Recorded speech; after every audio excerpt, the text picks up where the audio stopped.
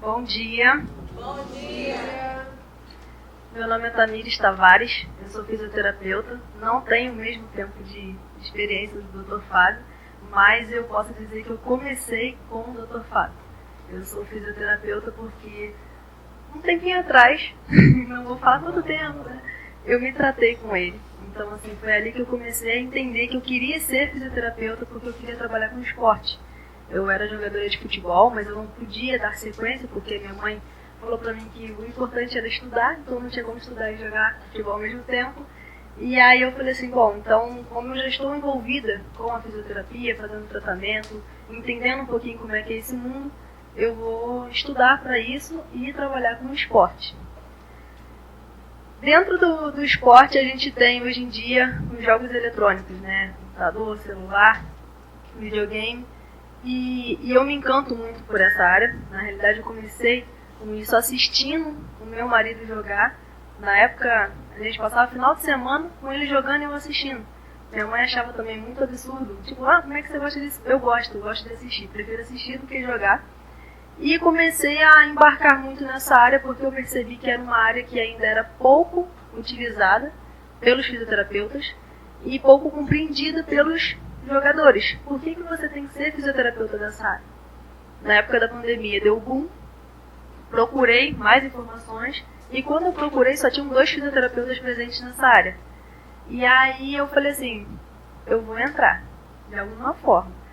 Comecei a pesquisar e hoje em dia eu posso dizer que algumas coisas estão dando certo. Aqui no Rio está crescendo muito essa área, não com os jogadores em si, com times, mas a gente está tendo a ajuda do município, né, do prefeito, para poder o Rio de Janeiro voltar a ser o palco, porque tudo começou aqui, nas lan houses, e agora está podendo voltar assim, para o Brasil, para o mundo inteiro. Esse menino aqui é um jogador profissional, ele é um jogador de League of Legends, eu trato dele, só que ele é lá de São Paulo, então assim, muita conversa pelo WhatsApp, consultorias online, para poder a gente conseguir fazer um trabalho legal. E tudo a gente precisa encontrar um equilíbrio digital, né? Na nossa vida, se a gente não tem equilíbrio, qualquer coisa desanda. E na tecnologia é a mesma coisa.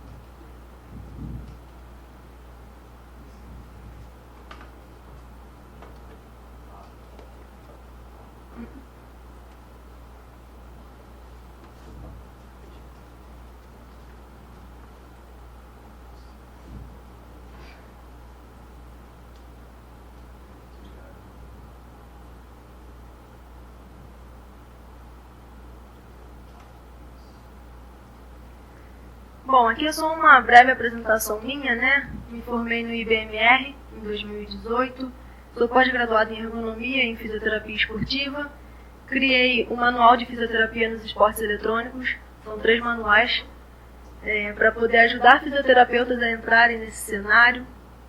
Eu sou fisioterapeuta de um time aqui de Campo Grande de futebol feminino, de uma equipe de taekwondo também, no esporte eletrônico. Todos esses dois times e esse aqui são equipes amadoras que eu já trabalhei. O Micão é o menino que eu botei na primeira foto. O Analog também é um pro player de Rainbow Six. Eu atendi ele enquanto ele estava no Peru. Ele é um jogador brasileiro, só que ele estava lá. Fiz também atendimento online dele. E o projeto Mãe Pixel é um projeto que eu faço parte e a gente assim tenta fazer com que todas as pessoas, não só os jogadores, entendam o que é essa geração gamificada, né? É um projeto que reúne multiprofissionais para poder fazer com que as pessoas entendam que corpo, mente, o espírito, também o pessoal da advocacia também está presente, porque a gente faz com que tenha esse entendimento do que é a geração gamificada, né? Não são jogadores que estão lá jogando por puro lazer, hoje em dia é profissão. Trabalho com posturologia, pilates e gerontologia. Além disso tudo, o esporte adaptado. Eu sou classificadora funcional de Power Soccer, que é o futebol em cadeira de rodas. Então, tudo na minha vida volta um pouquinho para o esporte.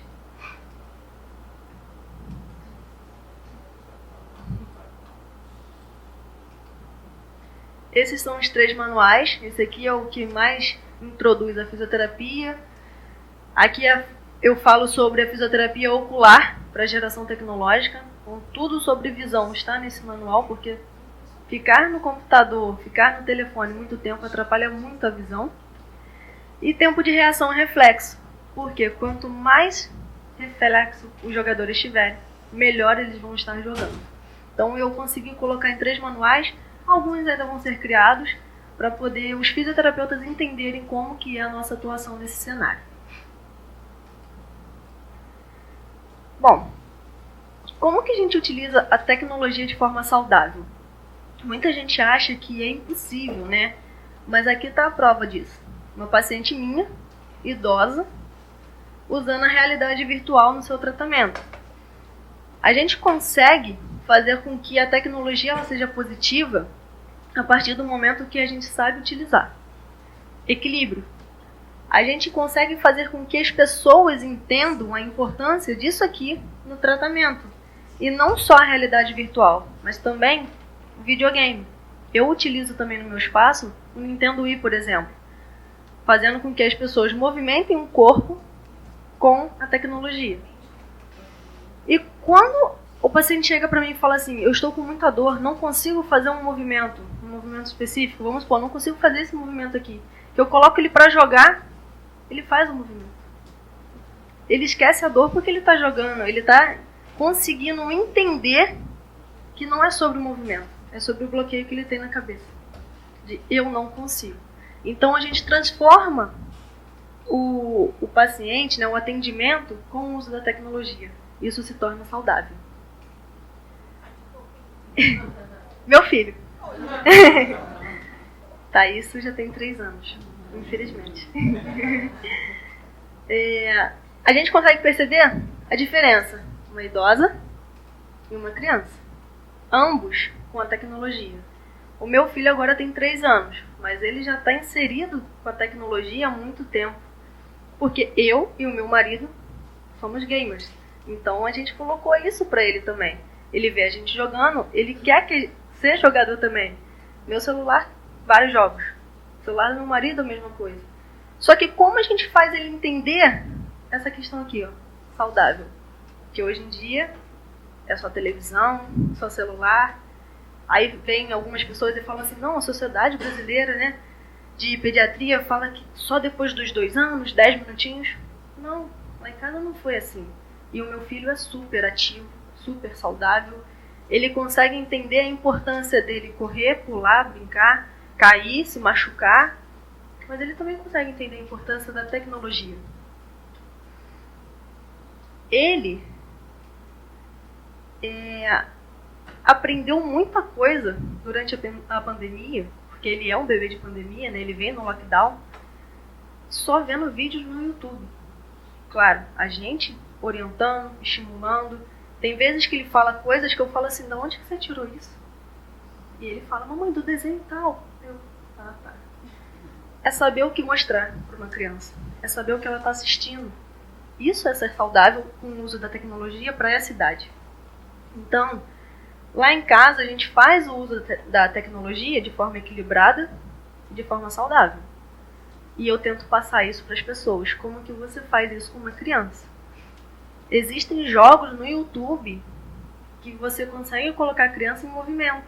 Então você bota o jogo e fica fazendo a fase, pulando o obstáculo, deslocando lateralmente. Isso é ser saudável com a tecnologia. Não é você ficar de cara no computador, de cara no celular, sem produtividade, sem você conseguir trabalhar a sua mente, o seu corpo. E quem faz parte da geração gamificada? Atualmente todos nós, todos aqui presentes. Mas principalmente essa geração aqui, a geração do meu filho. A geração gamificada já cresce com videogame, com celular, com a criança de 3 anos ensinando coisas no celular para pessoas mais velhas, né? O meu filho ensina muita coisa para minha mãe. Teve uma vez que minha mãe ficava recebendo mensagem, nossa, que foto bonita. Aí minha mãe, gente, de onde estão vendo essa foto? O meu filho tinha postado um status no WhatsApp dela. E ela não sabia como ele tinha feito isso, ele ensinou para ela. Então, assim, geração gamificada somos todos nós. Porque a tecnologia está presente em todos nós. Né? Mesmo que aquela pessoa use muito menos a tecnologia, já está presente. Só que o que a gente consegue dentro dessa geração aqui? Aprendizado lúdico. Eu trabalho muito isso com os meus pacientes e com meu filho. Você consegue fazer, olha, de forma divertida. Eu trabalho assim, eu trabalho com videogame, eu trabalho com um aparelhinho que se chama Reaction X, que são cores. Eu coloco lá no chão, na mesa, onde quer que seja, e o paciente ele tem que bater, ou então com a perna, aonde aparece a cor que eu oriento. Às vezes pode aparecer só uma, mas se aparecer mais de uma, eu oriento. Eu quero que você vá na cor tal. É forma divertida. É a fisioterapia parando de ser chata. Porque se alguém já fez fisioterapia aqui, com certeza já pensou assim, fisioterapia é chato pra caramba. Pô, eu sou fisioterapeuta e eu me trato, fisioterapia é chato. Mas quando a gente consegue mudar isso, consegue colocar o lúdico dentro das sessões, desde a criança até o idoso, a fisioterapia passa a ser legal. Porque não é só o atleta que utiliza esse lúdico. Todo mundo pode utilizar. Eu tenho uma paciente que ela é quase cega e eu utilizo o lúdico com ela. Mas como? Com esse aparelhinho não. Esse aparelhinho tem como ser com ela? De outras formas. Mas a gente consegue fazer esse tratamento lúdico que está presente na geração gamificada. Engajamento contínuo. Hoje em dia a gente escuta, né? Até que o Dr. Fábio colocou no início da apresentação dele. Não procuro seguidores, né? O que mais a gente escuta? Eu preciso crescer o número de seguidores no meu Instagram. Eu preciso de números para poder me engajar. Só que esse engajamento contínuo aqui faz o quê? Mantém as pessoas motivadas. Antigamente, aquele jovem que não queria trabalhar, hoje em dia ele fala assim, caramba, eu preciso fazer aquele vídeo porque está em alta. E ele se compromete a fazer um vídeo para poder ele receber seguidores. E isso gera dinheiro para ele depois. Gera um patrocínio, gera alguma coisa. Comunicação. Muita gente fala assim, hoje em dia os jovens estão muito antissociais. Eles não saem, não conversam. Vai ver no jogo, gente. A quantidade de amigos que meu marido fez só em jogo. A gente reúne, foram no meu casamento de jogo. E assim, muita gente fala, mas é perigoso. Sim, é perigoso. Mas você tem que conhecer a pessoa, de fato, antes de se encontrar com ela. E as pessoas conseguem se conectar através do mundo digital. E isso foi provado na pandemia. Todo mundo afastado e ao mesmo tempo todo mundo junto. Com o quê? Através da geração gamificada, através da tecnologia. Como que a gente faz essa gamificação além dos jogos? Porque quando você escuta gamificação, você imagina jogos, né? Game. E não é. Não é só isso. Você aumenta o engajamento, como eu já falei, motiva uma ação, promove aprendizado. Como que você promove aprendizado? Estimulando. O meu filho, não falei para vocês que ele via vídeo no YouTube e ele aprendia? Promoveu o aprendizado dele. Melhorar a colaboração. Como isso? Você coloca um objetivo. Eu mesmo na escola do meu filho, eu falei com eles lá, com a direção, até porque é a escola que eu estudei, é onde ele estuda agora, e eu conversei muito com eles. Eu falei assim, poxa, por que vocês não colocam objetivos lúdicos para as crianças? Isso vai promover uma competição saudável, porque eles vão entender que não é sobre ganhar ou sobre perder, é sobre você estar em equipe e fazendo o objetivo que a professora colocou. E aí chega num resultado bacana de cooperação. Então, assim, é muito importante que a gente saiba utilizar a tecnologia. Não adianta pegar o celular, tá na mão de um adolescente, uma criança, e falar assim, toma aí, fica aí que tá me dando muito trabalho. A famosa chupeta eletrônica, que eu costumo dizer. Antigamente você pegava, dava chupeta na boca da criança, fica quietinha. Hoje em dia é o telefone. Só que isso só não adianta. Aí é quando começa a dar problema. É quando a criança começa a conversar com pessoas que não deve, ver vídeos que não deve. Aí dá problema. Nos esportes, né? Nos esportes eletrônicos. Olha isso aqui. 46% de mulheres jogando. 42% de espectador. O perfil masculino também é sempre maior nesse cenário de esporte. Mas isso daqui você não vê no esporte tradicional. É sempre um número quase que 3 vezes maior. No tradicional tem diferença de porte físico, hormônios, essas coisas todas. No esporte eletrônico não tem. Você pode ver aqui, é porque está bem pequenininha a letra, mas 68% das pessoas se consideram gamers. Porque não é você jogar profissionalmente que quer dizer que você é um gamer. Eu tenho ali no meu celular o jogo do Sonic, que meu filho baixou e adora jogar comigo. Eu sou gamer, porque eu jogo esse jogo do Sonic com ele. Mas eu não sou profissional. Então, assim, todo mundo que joga um joguinho hoje em dia, não importa se é de celular, computador, pode ser jogo de tabuleiro. É gamer. Porque você está movimentando o pensamento de um jogador de esporte eletrônico. Entendeu? E as profissões da geração gamificada? Vão mudar? Vão. Mas a nossa profissão vai continuar? Também vai. Algumas podem até começar a ser um pouco mais esquecidas, mas as profissões vão continuar, só que algumas vão aumentar. O que é um cyberatleta? É o jogador profissional de esporte eletrônico. Isso aqui, cada vez mais, está crescendo. E não é só aqui no Brasil, é no mundo inteiro. Streamer. Provavelmente, alguns de vocês aqui já ouviram falar no Casimiro. Ele é um streamer que começou com o esporte eletrônico e ano passado ele estava transmitindo a Copa do Mundo da FIFA. Ele foi contratado para isso. E ele começou com o jogo do FIFA para computador e videogame. Então ele saiu do esporte eletrônico e deu o boom. Temos outros também que já estão transmitindo no Sport TV, canal fechado do Sport TV 3, se vocês forem ver. Tem League of Legends, tem CS, com streamers transmitindo. Influencers. Hoje em dia o que mais a gente escuta é isso, né? Sou influencer digital. Tem uns que não influenciam nada, mas tem outros que influenciam em alguma coisa. Também vai crescer. O coach de esporte. O coach também está muito em alta, né? Essas mentorias que as pessoas estão dando são muito válidas, mas tem isso também no esporte eletrônico. Tem isso no esporte tradicional. Manager.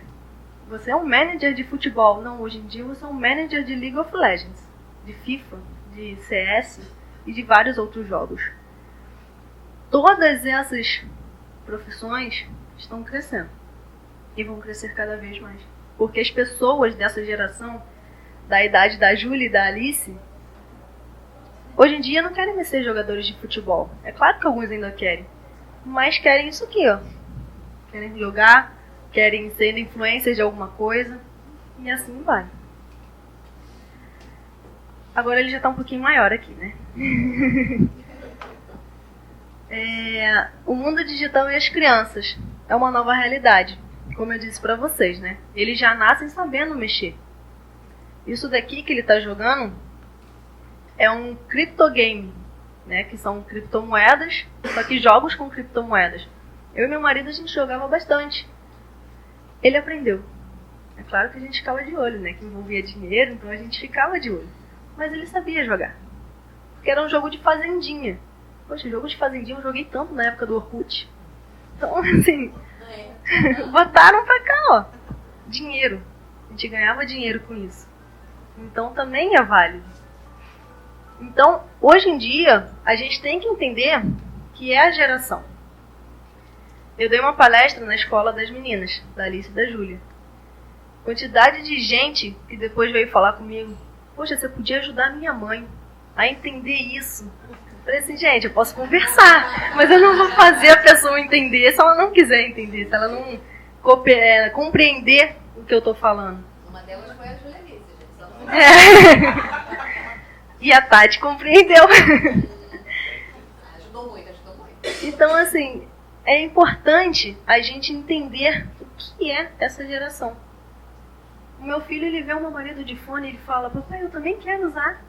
Tá aqui o fonezinho, ó. Tamanhozinho na cabeça dele, regulado. Não tem nada, ele não tá escutando nada, mas ele tá usando o fone que o pai dele usa. Então a gente precisa entender que é a geração deles e que a gente precisa ensiná-los a utilizar. Mas a gente tem que ter isso aqui, ó, o equilíbrio do tempo de tela. Como eu disse, a Sociedade Brasileira de Pediatria sugere um tempo de tela. Eu não trabalho com esse tempo de tela que eles sugerem. Mas eu não discordo deles, cada um tem o seu ponto de vista. Com o meu filho, eu não vou pela sugestão deles. Porque com o meu filho, eu não boto ele para assistir, pronto, acabou como eu falei para vocês. Eu boto para ele fazer atividades na tela. E isso já ajudou muito ele. Além disso, socialização. O meu filho aprendeu muito a falar vendo no YouTube. E ele socializa com as pessoas através do que ele já ouviu. Tem vezes, como eu falei, ele fala uma coisa que eu falo assim, gente, como ele está falando isso? Mas é disso. Ele aprendeu as cores em inglês vendo desenho. Então, assim, é importante a gente saber o que fazer. E dependência tecnológica. A dependência é ruim de qualquer jeito. Qualquer dependência é ruim. A tecnológica é ruim também. Só que as pessoas veem a dependência tecnológica como pior do que todas as outras porque está usando computador, videogame. E não é pior. Ele é tão ruim quanto. É só a gente ter o equilíbrio, saber controlar. E os pais precisam dessa função, de saber controlar. O que são os esportes eletrônicos, né? É tudo aquilo que a gente joga no videogame, no celular, no computador, seja transmitido ou não, e seja profissional ou amador. Tudo isso é esporte eletrônico. O que a gente está jogando vira esporte. Só que eles também, como eu disse, eles exemplificam a capacidade da tecnologia de conectar pessoas em todo o mundo. Então, quando você está jogando aqui no Brasil, você pode estar jogando com uma pessoa que está na Argentina, que está na Espanha, na Inglaterra, ou em qualquer parte do mundo. Então, está conectando. E o que isso facilita? O aprendizado de outras línguas. Você está conversando com uma pessoa, mesmo que você não esteja entendendo naquele momento, depois você vai pesquisar o que aquela pessoa falou. Ou então, na hora ali, puxa, fala devagarzinho que eu vou. Eu tentando, usa o Google Translator, né? E vai tentando falar, você está aprendendo. Então, isso conecta e ensina. Ele agora está maior, mais ainda. Isso é a foto atual dele.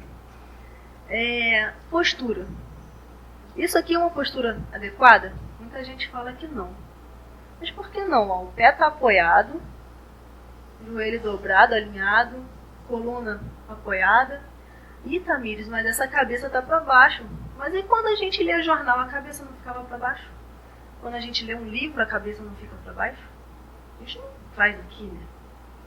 Quem traz fica com o braço cansado, pesado, dormente. Então isso aqui está certo. Mas existe postura ideal nos jogos eletrônicos? Não. Porque essa postura aqui, o meu filho estava vendo um desenho. Não faz com que ele perca a jogabilidade dele. A postura ideal nos jogos eletrônicos é a postura que facilita o jogador a jogar melhor. Tem um jogador, gente, que joga de uma forma que eu não sei nem explicar como ele está sentado. Mas a gente tenta orientar da melhor forma possível. O ideal é que você esteja com as costas apoiadas, com os pés apoiados, né, o joelho fletido. Então, assim, a gente precisa fazer com que eles entendam o que é o melhor possível, sem atrapalhar o jogo deles. Esse aqui é o micão, e vocês veem ele durante um jogo, tá? Isso daqui foi numa competição que eles estavam. Cotovelo apoiado, punho apoiado, coluna apoiada, cabeça está para frente. Ok, mas não tem problema. Existe um apoio aqui, que se coloca, que eu particularmente acho péssimo. O micão também. Eu vou obrigar ele a usar se ele não gosta? Só porque o certo, não existe certo e errado. Existe o que o nosso corpo está sendo adaptado para aquilo de uma forma mais positiva para ele no momento. Aqui vocês não conseguem ver, mas o monitor dele tem que estar na altura dos olhos. Então o monitor dele sempre é mais para cima, para poder ele não ter tanta cabeça para baixo e nem tanta cabeça para cima. É na altura dos olhos. Mesma coisa, tá? Isso daqui é só um outro exemplo e vocês podem ver a questão do monitor. Nesse jogador, está um pouquinho mais abaixo, então ele tem que inclinar um pouco mais a cabeça. E isso gera o quê? Fadiga. Isso gera reflexos mais lentos e menor capacidade de se concentrar. Então, quando a gente prejudica o nosso corpo, a gente não está prejudicando só o corpo, a gente está prejudicando também a nossa cabeça, né, a nossa mente. E isso vai fazendo com que a pessoa vai perdendo a capacidade de jogar de forma mais eficaz. Lesões relacionadas a uma postura. Essa postura aqui não é legal. Aí essa pessoa aqui a gente orienta, porque ela está totalmente curvada, né, ela está gerando uma tensão muito grande nos ombros, e isso faz com que ela possa ter lesões. Que lesões são essas? Lesões das mais simples, né, que são tensões musculares, mas também das mais graves. Problemas mais graves de coluna, onde ela vai se prejudicar, podendo ser jovem, já com artrose. Síndrome do túnel do carpo, né, que é a lesão do punho. Ela pode ter lesões visuais. Então, assim, são muitas lesões que a gente vai orientando a esse público aqui. Mas não é só o público gamer. Existem pessoas que trabalham com o computador 8 horas por dia, que ficam nessa postura também. Essa aqui é a postura ideal quando a gente fala sobre ergonomia de uma pessoa sentada, né? Apoio na coluna, cotovelo. O punho aqui tinha que estar um pouquinho mais apoiado, mas ainda assim está ideal. Os pés apoiados, né? A cabeça ereta. Mas quem falar que senta assim está mentindo. Ninguém senta assim. Eu não sento assim, e eu sei que o certo é esse. Mas ninguém senta. Nos primeiros minutos a gente senta, mas isso aqui ninguém senta. Só que esse é o ideal até a gente se adaptar ao nosso ideal. Só que a gente tem que fazer o quê? Cadeira ergonômica. Não existe. É tudo mito. Tá? Aquela cadeira de 3 mil reais é ergonômica. Não, é mentira. Porque aquilo dali é só para poder a pessoa vender. E vende bem. Todos os gamers usam cadeira ergonômica. Mas é falso, né? Porque a cadeira ergonômica, ela serve, um tipo de cadeira vai servir para mim, outro tipo vai servir para o Dr. Fábio, e assim vai. Então a gente precisa sentar, experimentar e adaptar o nosso corpo a ela. O monitor, como eu já falei, na altura dos olhos. Fazer pausas regulares e alongamentos. Então, assim, para um profissional que trabalha lá no escritório, a gente recomenda o quê? A cada 1-2 horas, você faz uma pausa, se alonga, se estica, caminha um pouquinho para poder sair dessa postura. E para um gamer, o que eu falo? A cada 1 hora, não. Às vezes ele está jogando. A partida pode demorar 45 minutos, 1 hora. Então não dá para ser assim a cada 1 hora. Quando estiver começando o seu jogo, quando estiver aparecendo a tela lá dos bonecos que vão jogar, você se alonga. Então, a cada intervalo de partida, você se alonga. Você mexe o punho, faz movimentos com dedos. Então, a gente precisa adequar a cada pessoa, ao seu trabalho. E ajustar a altura da cadeira e da mesa, justamente para isso aqui. Cotovelo apoiado, né, o punho ficar apoiado também. Tudo isso precisa ser adequado a cada pessoa. Não dá para poder a gente montar uma coisa uniforme que vai ficar para todo mundo, porque eu sou pequena, posso ficar com os pés flutuando, uma pessoa maior pode ficar com a perna muito dobrada, isso também é prejudicial, então a gente precisa ver pessoa por pessoa. Os desafios físicos para os cyberatletas: sedentarismo, estresse, tensão nos olhos e alterações posturais. O estresse, a gente não diz só o físico, o mental também, mas aqui no caso eu exemplifiquei pelo LER, que é a lesão por esforço repetitivo, que pode dar nos dedos, no punho, cotovelo, ombro, né, principalmente. Mas o estresse emocional, quando está perdendo um campeonato, faz com que gere estresse emocional e gere estresse físico também, causando lesão. Existe um jogador hoje em dia que ele é o melhor jogador de League of Legends, ele é um coreano, e ele está com uma lesão e simplesmente não tem fisioterapeuta no time que ele joga. Fisioterapeuta especialista nisso. Aí ele teve que buscar um fisioterapeuta fora, ele está afastado das competições. Um outro se aposentou com 21 anos com lesão no ombro, porque ninguém sabia cuidar da lesão dele enquanto ele estava fazendo a função dele, que é de jogar. Ele se aposentou bem, porque ele já tinha alguns milhões na conta, mas ele se aposentou com 21 anos, ele deixou de fazer o que ele gosta. Então a gente precisa tratar isso aqui. Gera muito dinheiro. E o que a gente faz dentro da fisioterapia no esporte eletrônico? Avalia. Todo mundo aqui que faz fisioterapia já foi avaliado. Então não mudou nada. Faz trabalho de alongamento e fortalecimento, além de trabalho de reflexo, trabalho de orientação sobre postura, trabalho postural. Ergonomia, como eu disse para vocês, a gente orienta, ajuda a escolher os periféricos também, porque o mouse, quando é muito grande com uma mão pequena, atrapalha, quando é muito pequeno com uma mão grande também atrapalha. Então a gente orienta isso também. Reabilita lesões e o trabalho cognitivo, que é para poder melhorar o desempenho dos atletas nos jogos. Então eu não faço assim, você tem que fazer isso aqui durante o jogo que vai melhorar. Às vezes eu nem entendo o jogo, então como é que eu vou dar orientação sobre isso? Mas eu faço isso aqui, trabalho cognitivo com eles. Além disso, a gente dá dicas, intervalos regulares, para poder se alongar, como eu já falei, hidratação e alimentação. Isso aqui é tudo falso, tá? Não existe, porque é só McDonald's e miojo. Desculpa, Carol. Mas eles precisam comer enquanto eles estão jogando, porque senão eles perdem tempo de treino. Eles ficam 12 horas sentados. Então eles perdem tempo de treino, então eles procuram as coisas mais rápidas. Aí a gente tenta orientar, porque assim, os nutricionistas também estão em falta na área, se quiser, Então a gente orienta da melhor forma possível. Esses são meus contatos. Se alguém tiver alguma dúvida, também pode entrar em contato comigo, não tem nenhum problema. E eu costumo dizer, a sua principal skin é a sua saúde. Skin, para quem não está no conhecimento assim, do gamer, é a roupa que o personagem usa. Porque as pessoas gastam muito dinheiro para comprar, às vezes, uma roupa de um personagem, mas a principal skin é a saúde da gente. Muito obrigada, gente. O Fábio, ele passou.